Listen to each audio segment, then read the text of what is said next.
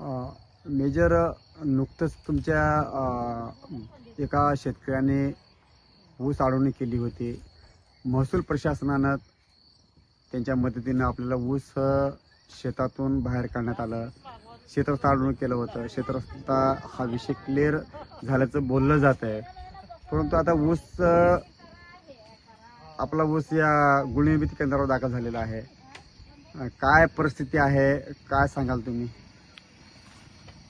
परिस्थिती काय सांगू सर, की ॲक्च्युली माझं ऊस तर पोचले गुळ निर्मिती केंद्रावर, पण 8 दिवसापासून रानामध्ये वाळलेलं होतं आणि आता इथं येऊन बी पडले, गारपीट व्हायला लागले वरून. आता हे बंद पडलेलं आहे. हिपी म्हणजे त्यांना जळण माझं सुकलेलं नाही, गारपीट व्हायला लागले वरून. काल खूप पाऊस झाला, परवा 2 दिवस, आणि मजुरांचे पैसे मला पदरनं द्यावं लागलं. त्यांनी बसून गेले. जळणच होईना तर गुळ कुठून निर्मिती होणार? आणि हे जे माझं नुकसान आहे, सरकारला कळायला पाहिजे की बाबा हे शेतकऱ्यांचं आता 4 महिने झाले की कारखाना चालू होऊन माझं कारखान्याला बी ऊस गेलं नाही ह्या शेतकऱ्यामुळं. आणि आता मी बड्या मुश्किलनं इथं म्हणजे गुळ निर्मिती केंद्रावर आणलोय आणि गुळ काढावं म्हणून आणलो, तर हे निसर्ग साथ देईना झालंय. मी काय करू? तर काय मागणी आहे तुम्हाला?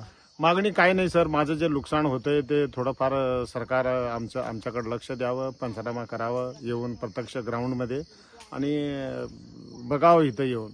आणि आम्ही खोटं तर बोलत नाही. आता मी माजी सैनिक आहे. म्हणजे जे काही झालेले माझ्या संग जे घडतोय, म्हणजे हे महाराष्ट्रामध्ये जे शेतकरी जे आत्महत्या करतात, ते मला असं दिसून आलं की म्हणजे असे हवा दिल होऊनच मरतेत लोक. म्हणजे आता मी एक सैनिक आहे म्हणून मी सगळं सहन केलो, पण ह्याच्या पुढं म्हणजे असं प्रत्येक शेतकरीवर येतच असेल ना. असे असे असे कठीण जे प्रसंग येतात, आता माझ्यावर आले, मी सहन करायला लागलो.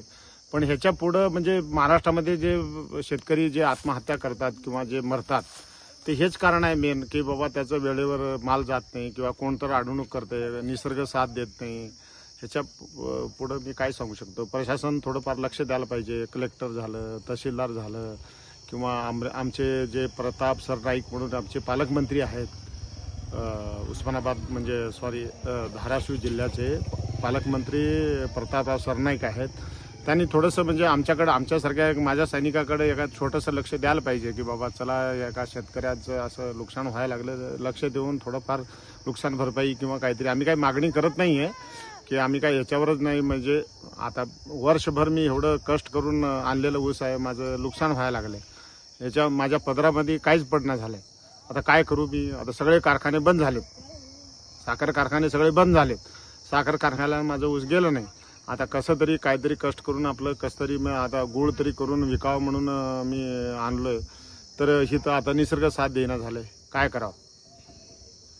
आम्हाला कोण मदत करणार?